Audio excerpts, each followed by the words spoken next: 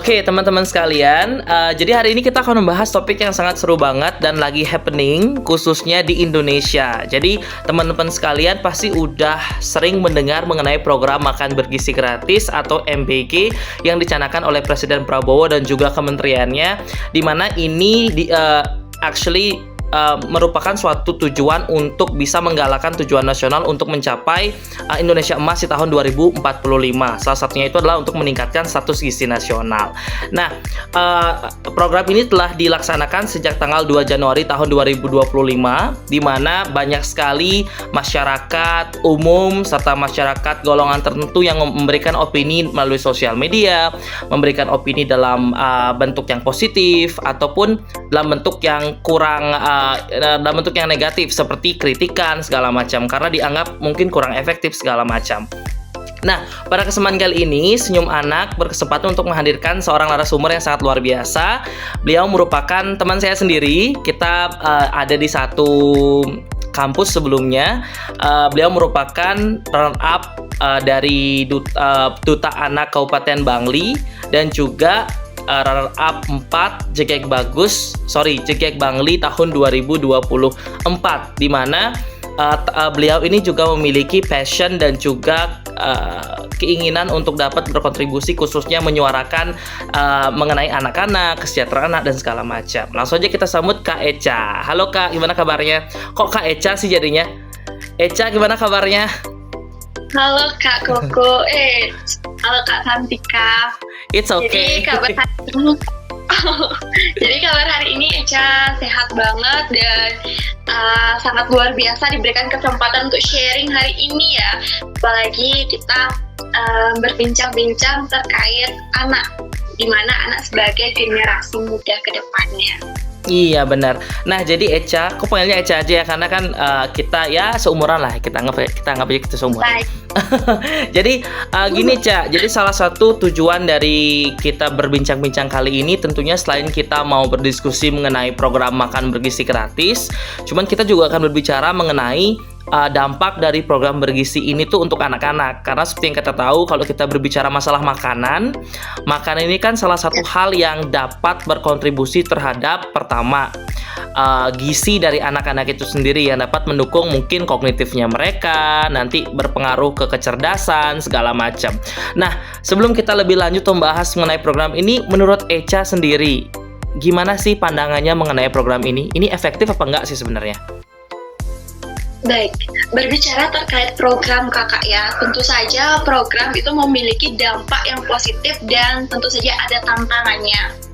Nah sebenarnya mari kita ketahui bersama dulu dampak dari program Makan Bergizi Gratis untuk anak jenjang sekolah dasar. Nah, sebenarnya program ini merupakan salah satu strategi dalam meningkatkan kesehatan dan kualitas pendidikan anak-anak. Nah, tujuannya untuk memastikan bahwa setiap anak mendapatkan asupan nutrisi yang cukup agar mereka dapat tumbuh sehat dan mampu belajar secara optimal. Nah, namun keberhasilan program ini tidak hanya ditentukan oleh penyediaan makanan, tetapi juga oleh aspek lain seperti kualitas gizi, pola makan anak, partisipasi sekolah, serta keterlibatan orang tua dan masyarakat. Nah, oleh karena itu penting kita ketahui bersama, pahami bersama dampak dari program ini dari berbagai perspektif yang akan Echa mungkin bagikan, Echa share itu dari perspektif aspek kesehatannya, akademik, sosial maupun ekonominya. Echa mulai dari dampak positif program Makan Bergizi. Yang pertama, Echa sampaikan dampak pada kesehatan anak. Nah, pertama itu mencegah stunting. Anak-anak usia sekolah dasar itu membutuhkan asupan gizi yang cukup untuk pertumbuhan yang optimal. Mengapa demikian? Karena makan bergizi sangat membantu mengurangi angka stunting dan kekurangan gizi dengan memastikan anak-anak mendapatkan makanan yang kaya protein, vitamin, dan mineral. Nah, selanjutnya itu meningkatkan sistem imun. Makanan bergizi untuk anak SD harus beragam tentunya Kak ya, seimbang dan kaya nutrisi agar mereka dapat tumbuh sehat, memiliki energi untuk belajar dan bermain. Nah, kombinasi antara karbohidrat, protein, lemak, serat, vitamin itu sangat penting dalam setiap waktu makan. Selain itu, membiasakan anak makanan yang sehat sejak dini akan membantu mereka nanti untuk mengembangkan pola makan yang baik di masa depan. Nutrisi yang baik itu meningkatkan daya tahan tubuh terhadap penyakit. Sehingga mereka lebih jarang sakit dan meminimalisir terjadinya absen di sekolah. Nah, adapun dampak dari akademiknya yang dapat kita rasakan, yang pertama itu meningkatkan konsentrasi dan daya ingat. Nutrisi yang cukup terutama dari protein, omega 3, zat besi itu membantu meningkatkan fungsi otak, daya ingat. Nah, jangankan anak-anak, kita yang dewasa, jika kita merasa lapar, itu akan mengurangi konsentrasi dan fokus kita dalam melakukan sesuatu kegiatan, apalagi ini belajar. Nah, siswa yang mendapatkan makanan di sekolah itu lebih termotivasi untuk hadir, sehingga juga akan mengurangi angka ketidakhadiran. Nah, terus dampak sosial yang dapat dirasakan oleh anak itu tersendiri itu dapat membangun hubungan sosial antar siswa. Nah, membangun kebersamaan dan mengajarkan etika makan bersama. Dan mengurangi juga terjadinya ketimpangan sosial. Mengapa saya katakan demikian? Karena tidak ada lagi yang minder karena semua siswa mendapatkan makanan yang sama, sehingga mengurangi kesenjangan sosial di lingkungan sekolah. Nah, selanjutnya dampak ekonomi dan keberlanjutan program, terutama orang tua yang berpenghasilan rendah lebih terbantu karena anak mereka mendapatkan makanan gratis di sekolah. Itu akan mengurangi pengeluaran harian di bidang makanan bekal anak sekolah.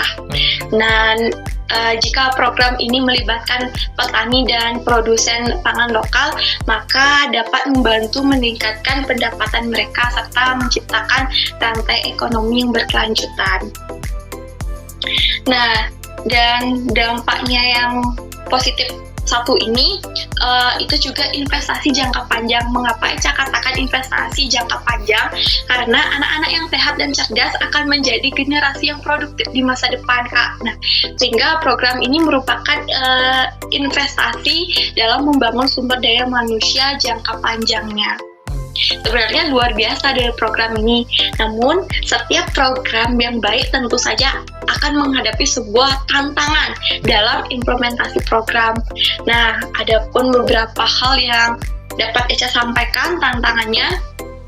Yang pertama, itu kualitas dan keberlanjutan penyediaan makanan. Nah, pastikan makanan yang disediakan itu memenuhi standar gizi dan aman untuk dikonsumsi oleh anak itu sendiri. Yang kedua itu manajemen program.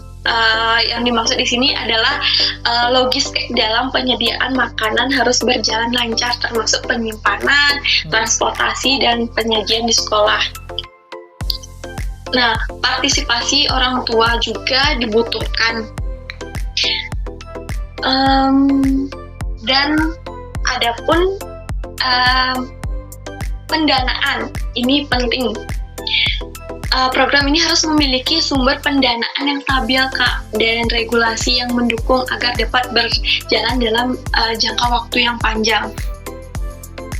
Dan selain program dari pemerintah untuk makan bergizi ini, sebenarnya peran orang tua ini juga penting, Kak, sehingga sebenarnya sosialisasi untuk orang tua terkait penerapan pola makan yang sehat di rumah itu sebenarnya perlu untuk dilakukan, karena banyak istilahnya orang tua yang kurang memahami terkait pola asuh yang baik. Nah, untuk itu dari dampak positif tantangan, adapun rekomendasi untuk keberhasilan program, di mana hal ini untuk memastikan keberhasilan program makan bergizi ini itu diharapkan dapat menggunakan bahan lokal yang kaya nutrisi dan sesuai dengan kebutuhan anak, dan memastikan setiap makanan yang diberikan itu memenuhi standar gizi yang seimbang, dan melakukan pengawasan berkala untuk memastikan program berjalan dengan efektif. Itu yang dapat Echa sampaikan, Kak. Selebihnya mungkin nanti kita lebih banyak diskusinya. Oke, kayaknya udah semuanya Echa bahas ya, Echa. Mulai dari dampak positif, dampak negatif, tantangan, solusi, sampai rekomendasi, but that's okay.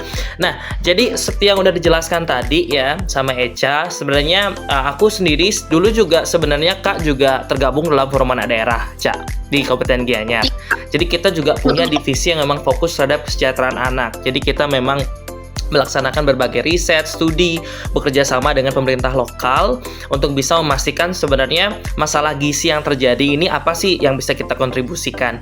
Ternyata seperti yang Echa sempat sampaikan tadi, salah satu permasalahan gizi yang benar-benar terlihat di Indonesia itu stunting. Kita bisa melihat dari stunting. Jadi stunting itu teman-teman, kalau teman-teman belum terlalu familiar, itu merupakan adanya gangguan pertumbuhan karena kurangnya asupan gizi yang kemudian terlihat dari postur tubuh dan segala macam.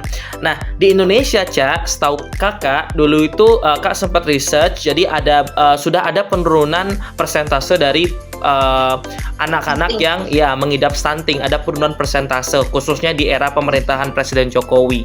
Hal ini membuktikan bahwa pencegahan stunting yang di sini itu berhubungan dengan gizi itu sudah cukup baik untuk diperhatikan oleh pemerintah. Nah, sekarang kita akan lebih fokus kepada apakah hanya dengan makanan bergizi ini bisa menjadi solusi untuk meningkatkan barometer atau standar gizi nasional. Itu kita akan fokuskan sekarang. Nah, Kak udah sempat research, kebetulan kita di Senyum Anak juga bekerja sama Medias Newsroom, jadi kita membuat berbagai berita.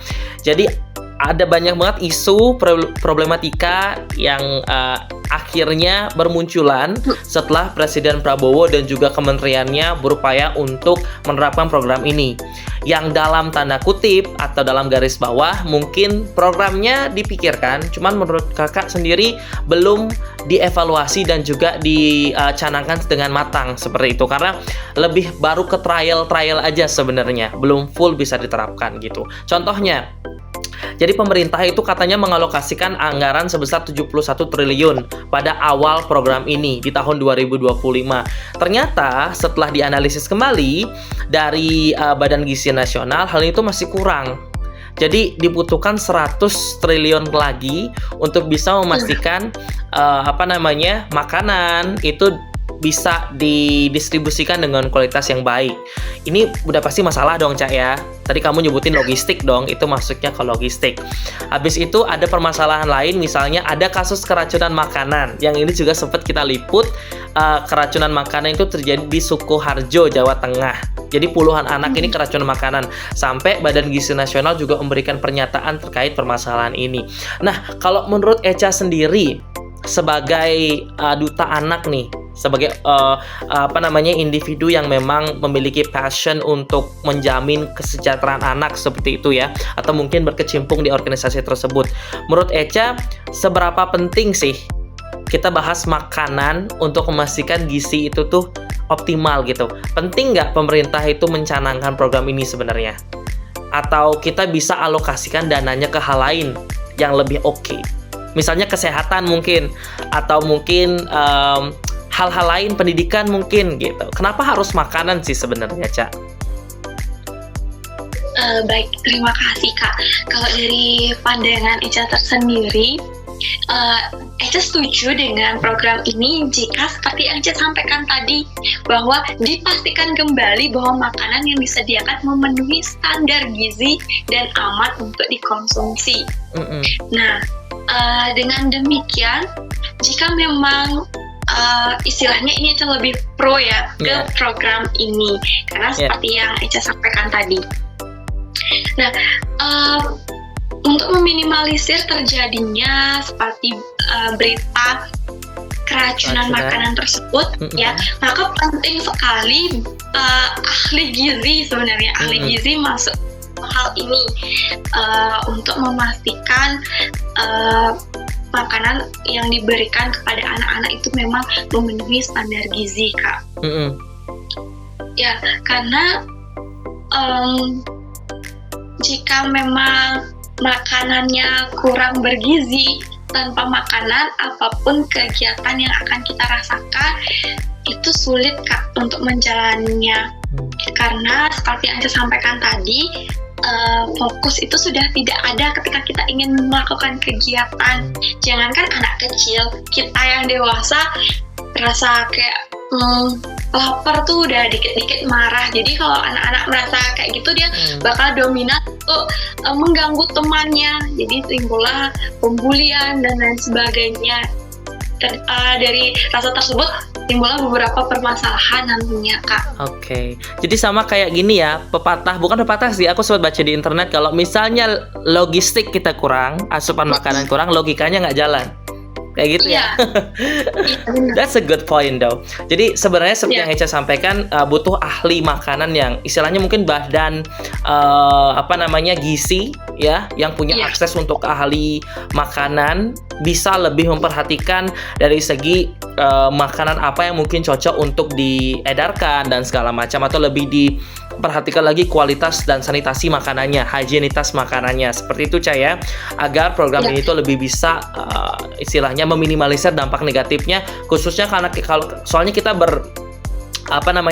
kita ini tuh bersinggungan dengan bahan-bahan makanan. Jadi hal ini tuh benar-benar riskan banget adanya kontaminasi bakteri dan lain-lain. Nah, Ca, kemarin Kak juga sempat dengar adanya beberapa sekolah yang makanannya itu tuh diganti, disubstitusi. Harusnya dapat nasi, jadinya ubi atau apa, Kak, lupa, di daerah Jawa.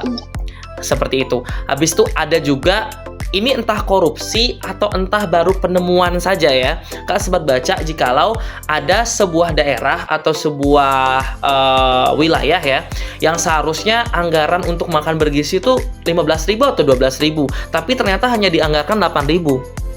Atau ini hanya untuk di bulan Ramadan, Kak juga lupa. Cuman menurut pandangan Eca sendiri nih, sebenarnya Eca tuh lebih pro penganggaran biaya-biaya ini. Kan kalau misalnya kita mau istilahnya mau menerapkan program ini, kan yang diterapkan sekarang itu adalah makannya itu dimasukkan ke box, per siswa itu dianggarkan sekian ribu, right? 10.000 lah, 12.000 dengan makanan ABCD, dengan seleksi ABCD. Menurut Eca tuh anggaran ini tuh udah sesuai apa belum sih untuk dianggarkan ke program makan bergizi, atau bisa kita anggarkan ke hal yang lain gitu yang lebih layak seperti itu? Misalnya ke pendidikan gitu. Ini nanti berhubungan sama pertanyaan Kak yang tadi. Oke, Kak. Sebenarnya kalau dari anggaran, Eca juga sempat searching waktu ini. Jika kita ingin memberikan makanan yang bergizi sesuai dengan standar gizi, maka di angka 10.000 untuk satu porsi anak itu masih kurang. Dimana anak itu perlu nasi, sayur gitu ya, daging, ikan atau daging plus susu, atau yang kita kenal dengan 4 sehat 5 sempurna, kan ya. Sebenarnya anggaran itu sangat diperlukan terperinci, memiliki sumber dana yang stabil, dan regulasi ini mendukung agar dapat berjalan. Karena ini tuh programnya, jika ini berhasil, itu kan tidak bisa kita fokuskan menjalankan setahun atau 2 tahun. Kita juga akan memikirkan untuk jangka panjangnya. Nah, dengan hal ini, maka pengawasan yang berkala juga diperlukan untuk memastikan program ini berjalan efektif dan memberikan dampak positif, dalam tanda kutip, untuk menghindari hal-hal yang tidak diinginkan dengan misalnya memotong jatah yang telah diberikan kepada siswa. Nah, Eca yakin pemerintah sudah memiliki strategi untuk mencegah terjadinya hal tersebut. Jadi, Eca memohon kepada pemerintah untuk dapat melakukan pengawasan yang berkala untuk memastikan nantinya bahwa program ini telah terlaksana dengan baik, bahwa makanan bergizi yang memang diberikan kepada anak, bahwa nutrisinya itu dapat terpenuhi dengan baik. Dan tentunya seperti yang saya sampaikan tadi, perlu adanya ahli gizi untuk memastikan. Jangan sampai kita ingin anak-anak bangsa kita menjadi sehat, kuat, namun dengan kecerobohan kita bilang SDM yang rendah, terjadinya hal-hal yang tidak diinginkan kepada anak-anak. Oke, nah Eca tadi udah membahas banyak banget mengenai program makan bergizi gratis. Nah sekarang kita masuk ke isu berikutnya, di mana kemarin Kak sempat baca ya, di Papua itu tuh ada banyak sekali penolakan mengenai adanya makanan bergizi gratis. Hal ini ditandai dengan adanya demo ya, dari beberapa kelompok pelajar sampai polisi harus turun tangan dan menembakkan gas air mata. Nah hal ini tuh kan berarti adanya penolakan dari masyarakat khususnya pelajar mengenai program ini. Berarti mereka menemukan program itu tidak efisien. Mereka bahkan menuntut lebih mau untuk mendapatkan sekolah gratis. Nah, menurut Eca bagaimana? Baik, terima kasih Kak. Jadi gini, perlu kita analisis bersama lebih lanjutnya, apakah penolakan ini terjadi karena faktor tertentu, misalnya program makan gratis dirasa kurang relevan, atau ada kebutuhan yang lebih mendesak di sektor pendidikan seperti peningkatan fasilitas sekolahnya, ketersediaan guru, atau akses terhadap bahan ajar. Nah, jika demikian, pemerintah sebaiknya memang berupaya untuk mendengarkan aspirasi masyarakat Papua dan menyesuaikan kebijakan agar lebih sesuai dengan kebutuhannya mereka pada saat ini. Nah, idealnya seperti ini Kak ya.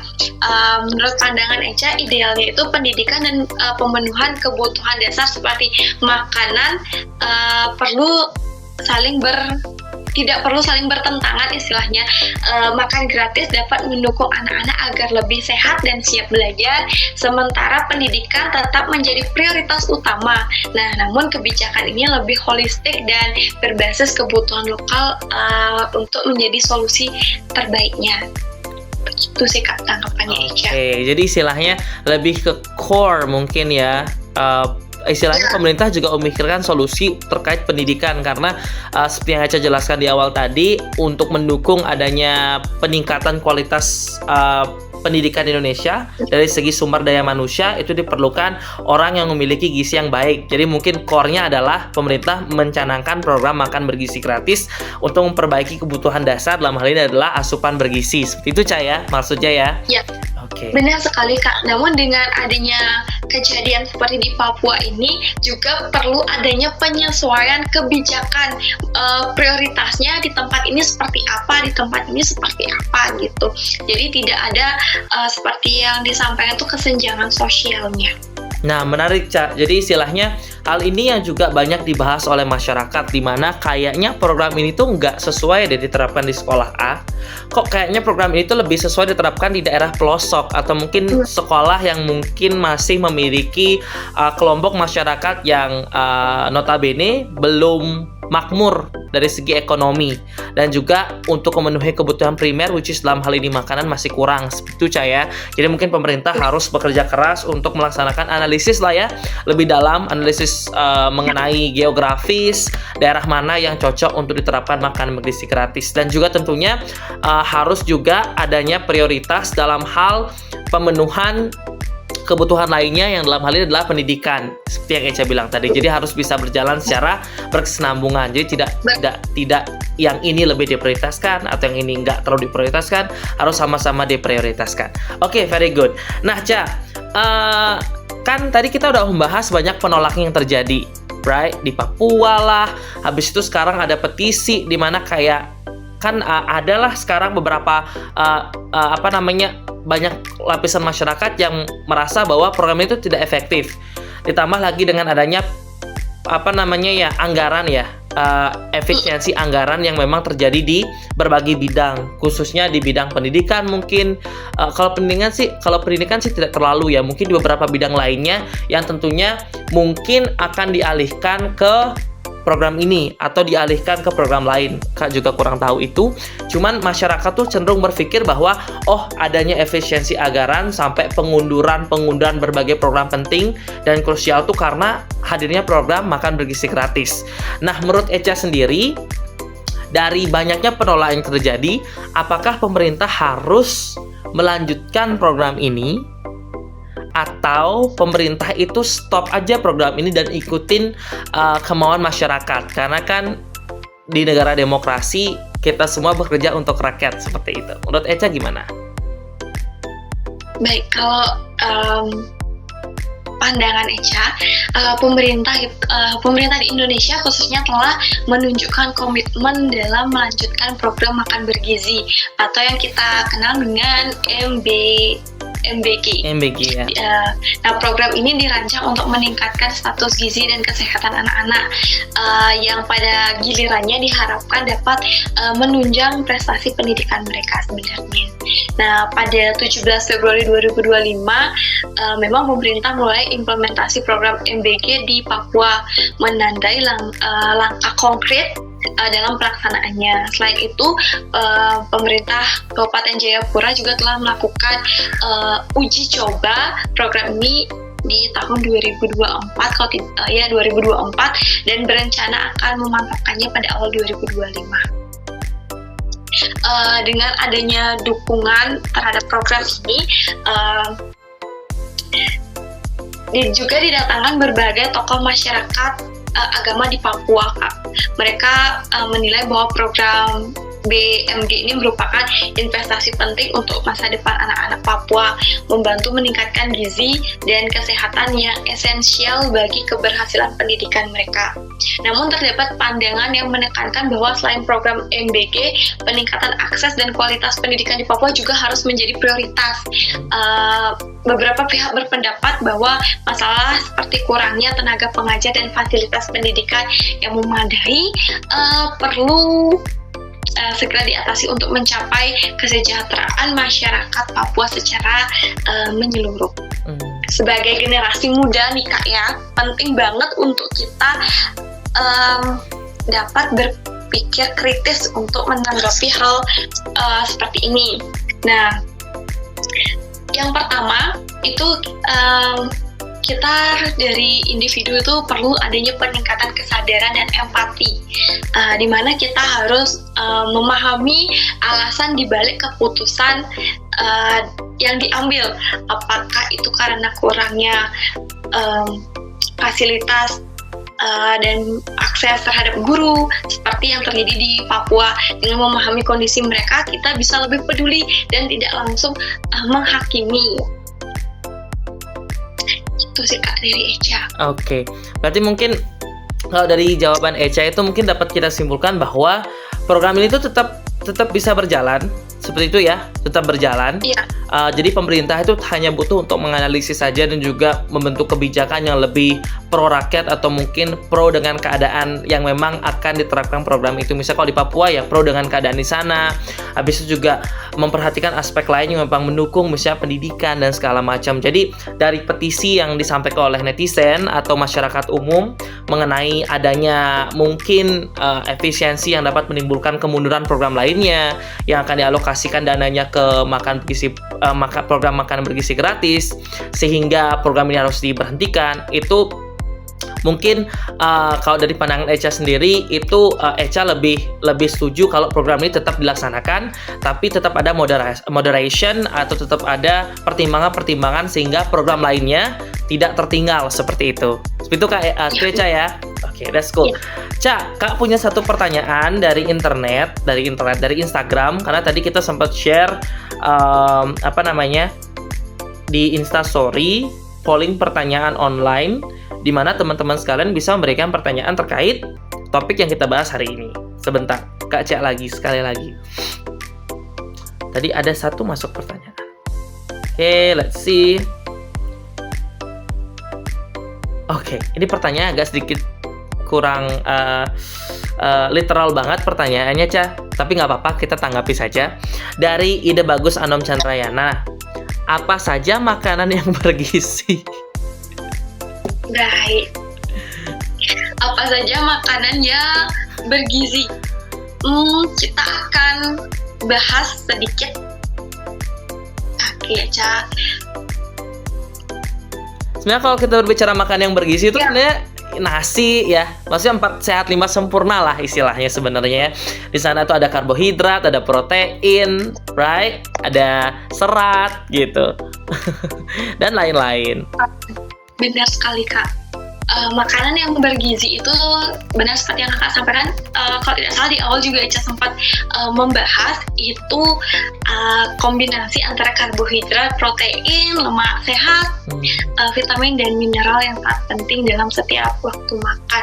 Mungkin tips yang bisa Ica sampaikan kalau sarapan yang baik, seperti yang Echa ketahui, sarapan yang baik itu tidak harus membuat perut kita kenyang, tetapi perut kita cukup terisi untuk menjaga kestabilan fokusnya kita. Kalau Echa biasanya sarapannya Echa pakai pisang dan air mineral aja. Karena dulu Eca suka pakai telur, cuman karena Eca pernah operasi, nah habis operasi itu disuruh makan telur aja, jadinya Eca trauma makan telur gitu. Padahal telur juga adalah salah satu makanan yang bergizi dan sangat tepat sebenarnya digunakan untuk sarapan. Eca pernah dengar dari salah satu seorang dokter, sebenarnya sarapan yang baik itu adalah menggunakan pisang dan telur di pagi hari. Oke, siap-siap. Itu tipsnya ya Kak Anom ya mengenai makanan bergizi. Mungkin saya ingin menambahkan sedikit. Mungkin selain yang udah dijelaskan oleh Kak Echa di sebelumnya mengenai konteksnya di makanan bergizi gratis. Jadi sebenarnya untuk makanan bergizi itu sebenarnya itu tuh kita punya basicnya. Maksudnya kita udah punya makanan yang kita anggap bergizi di Indonesia. Contohnya misalnya di karbohidrat kita punya nasi. Di protein itu ada daging-dagingan, daging ikan. Habis itu ada daging ayam dan segala macam. Habis itu di protein itu kita ada ikan juga masuk ke protein ya, sorry. Habis itu di lemak sehat tuh ada alpukat, kacang-kacangan. Habis itu di vitamin itu kita punya sayuran hijau, buah-buahan. Di serat juga kita punya beberapa buahan seperti pisang dan segala macam. Sebenarnya hal ini semua tuh sudah dikonsumsi oleh sebagian besar masyarakat Indonesia ya, Caya.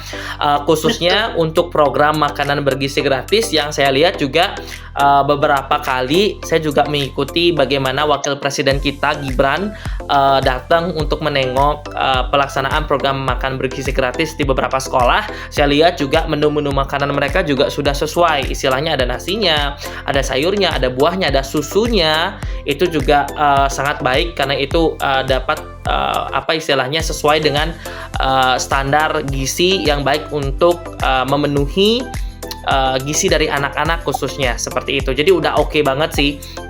Cuman kemarin sempat tak lihat juga saat bulan Ramadan, sekarang kita masuk bulan Ramadan ya, ada pergantian dari jenis makanan ke makanan yang lebih tahan untuk bisa dibawa pulang mungkin seperti itu. Jadi anak-anak bisa bawa makanannya pulang sehingga bisa dikonsumsi di rumah. Biskuit, habis itu ada beberapa snacks juga kalau nggak salah. Hal ini yang menimbulkan permasalahan dan isu baru kemarin kalau nggak salah. Cuman menurut saya jikalau Badan Gizi Nasional sudah mempertimbangkan aturan gizi untuk makanan yang memang mau disebarkan atau didistribusikan menjadi makanan bergizi, itu berarti udah sesuai seperti itu ya. Jadi kita tinggal tunggu aja dampaknya ataupun tingkat kepuasan dari masyarakat. Kan nanti ujung-ujungnya masyarakat yang akan menilai ini sesuai nggak seperti itu. Nah, Echa, pertanyaan terakhir sebelum kita menutup obrolan kita pada kesempatan kali ini. Nah, Echa kan generasi muda, aku juga generasi muda nih. Kita sama-sama generasi muda. Menurut Echa sendiri, tadi Echa mungkin udah sempat membahas sedikit mengenai apa yang perlu kita lakukan. Nah, aku sekarang mau singgung mengenai peran kita yang bisa lebih kita maksimalkan untuk entah mendukung, memberikan kritik mengenai program ini. Kira-kira gimana seharusnya kita bersikap, Ca? Kita dukung atau kita kritik? Dan lewat platform apa bisa kita sampaikan? Gitu. Baik, Echa izin menyampaikan sebagai generasi muda, jika memungkinkan kita bisa terlibat langsung dalam gerakan yang dapat menyuarakan aspirasi anak muda. Nah, berbicara tentang platform, jangan kita terlalu jauh berpikir, aku ingin bergabung di suatu platform, aku harus join di organisasi mana. Menurut Echa itu terlalu jauh. Kita memiliki platform yang sangat penting, yang semua orang memiliki platform tersebut. Itu kita memiliki handphone, semua memiliki Instagram, TikTok. Kita bisa mencari informasi dan sharing informasi di platform tersebut. Nah, menjadi generasi yang peduli dan berinovasi itu penting sekali, karena sebagai generasi muda kita harus terus mencari solusi inovatif dalam dunia pendidikan, seperti menciptakan aplikasi belajar yang bisa diakses oleh anak-anak di daerah terpencil atau mengembangkan metode pembelajaran yang lebih efektif bagi mereka. Dengan sikap aktif dan peduli, kita bisa membantu memastikan bahwa kebijakan yang diterapkan benar-benar sesuai dengan kebutuhan masyarakat dan di daerah-daerah lainnya yang ada di Indonesia. Itu mungkin yang dapat Echa sampaikan, Kak. Oke, thank you, Ca. Nah, dari aku sendiri mungkin hampir sama Echa ya. Kita punya platform yang sangat masif banget. Kita punya sosial media. Di sana kita bisa memberikan influence kita untuk bisa meningkatkan kesadaran masyarakat. Kalau memang kita mau, kita bisa bikin konten mengenai apa itu makanan bergizi gratis. Kita bikin sesuatu yang memang berdasarkan sumber resmi, seperti itu misalnya dari Badan Gizi Nasional yang memang memiliki andil besar dalam pelaksanaan program ini. Kita juga harus peka terhadap hoax yang biasanya sering tersebar di sosial media. Jadi kalau kita bikin konten, usahakan semuanya bersumber dari sumber yang memang resmi. Jangan sampai hoax yang kita ambil sebagai sumber yang itu tentunya nanti dapat memprovokasi lapisan masyarakat, seperti itu. Selain itu, kita juga harus bisa istilahnya terlibat untuk bisa menjadi pengawas dalam pelaksanaan program. Dalam artian kita harus jujur juga, Ca. Nggak mungkin program ini bisa berjalan 100% sesuai dengan apa yang diekspektasikan, karena kita terletak di wilayah yang memang terpisah dengan lautan. Jadi kita kan archipelago ya, negara kepulauan. Susah untuk pemerintah bisa menjangkau semua lapisan masyarakat, yang tentunya pasti akan ada kecemburuan sosial. Even di Bali aja banyak yang masuk di akun media newsroom itu berkomentar melalui DM kayak, Min, ini kok kita belum dapat ya, sekolah ini belum dapat gitu. Jadi betul. Ya, jadi kita sebagai generasi muda tuh harus bisa untuk mengawasi pelaksanaan program ini agar kita tahu nanti ketercapaiannya seperti apa, kepuasan masyarakat seperti apa, sehingga kita yang memiliki intelektual yang lebih baik, kita yang sekolah, kita yang sudah menempuh pendidikan di sarjana, yang bisa untuk memproses realita dan juga opini bisa kita gabungkan sehingga kita bisa menyampaikan pendapat kita untuk perbaikan dari program ini, seperti itu. Dengan disampaikan dengan baik dan bijak, tidak dengan demo, merusak fasilitas umum, itu harus dihindari. Oke. Echa, ada hal lain yang ingin disampaikan ke Sobat Senyum Anak ya, walaupun kita di sini sasarannya anak-anak, cuman mungkin anak-anak kan belum paham banget ya mengenai pembahasan ini. Kita lebih menyasar ke orang tua, habis itu masyarakat umum, karena kita kan sekarang kita menerapkan salah satu cara untuk mengkampanyekan mengenai program makanan bergizi ini gitu. Jadi biar semuanya itu bisa paham lebih dalam lagi. Echa, ada yang ingin disampaikan lagi, Echa? Baik, mungkin sedikit dari Echa, Kak. Ini sudah memasuki bulan Maret di 2025. Echa memohon kepada pemerintah untuk dapat mengoptimalkan sebagaimana program yang telah dicanangkan untuk anak-anak, di mana antara pendidikan dan makan gratis dapat berjalan dengan beriringan. Seperti yang kakak sampaikan tadi juga sangat penting kita sebagai generasi muda untuk saling merangkul demi keberlanjutan generasi muda di masa depan. Itu saja yang dapat Ica sampaikan. Oke, luar biasa sekali narasumber kita kali ini. Nah, teman-teman sekalian, sekian pembahasan kita mengenai program makan bergizi gratis yang dapat mendukung kecerdasan dan juga gizi anak-anak di masa mendatang. Semoga kita harapkan bersama pemerintah bisa dapat melaksanakan evaluasi lebih dalam mengenai pelaksanaan program ini dan ikut serta kita sebagai generasi muda bisa turut ambil andil dalam pengawasan dan juga penerapan program. Kita tunggu bersama bagaimana implementasi program ini. Semoga semuanya lancar dan juga berdampak baik untuk masyarakat umum. Saya Santika Yasa. Terima kasih waktu teman-teman sekalian yang udah meluangkan waktu untuk bisa menonton perbincangan kita kali ini. Teman-teman bisa mengakses tayangan ini di YouTube Mediasa Persada Entertainment atau di Instagram Medias TV. Kita ketemu lagi di perbincangan berikutnya. Sampai jumpa semuanya.